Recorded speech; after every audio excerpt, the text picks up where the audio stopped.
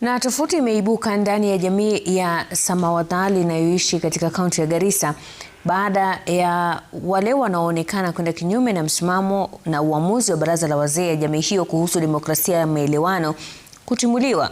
Hivi karibuni kumekuwa na mchujo watakaowania viti tofauti vya kisiasa katika uchaguzi mkuu ujao, ambapo majina ya watu fulani yalipendekezwa kuwania viti hivyo, lakini baadhi ya wazee katika baraza hilo walipinga na kusababisha kutimuliwa kwao. Baraza la wazee katika jamii ya Somali lina mamlaka makuu ya kuamua atakayewania kiti cha kisiasa na kukaidi maamuzi wetu ndio kidogo alikosea nidhamu.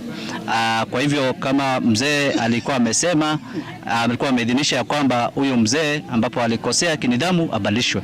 Hiyo ndio leo imetuleta hapa, na hiyo jamii ambapo alikuwa anawakilisha walileta mwenzie ambapo atakuja kubadilisha huyu mzee ambao anaitwa mzee Deko Maalim Iman. Hii ilikuwa kikao ya discipline, kwa sababu kama umeleta mtu katika state house awakilishe watu wako, alafu analeta vurugu, anapewa discipline, anafutwa kazi na unaajiri mwingine.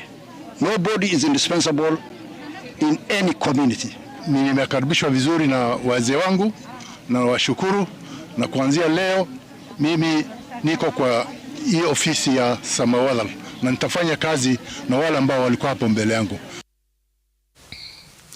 Na wakazi wa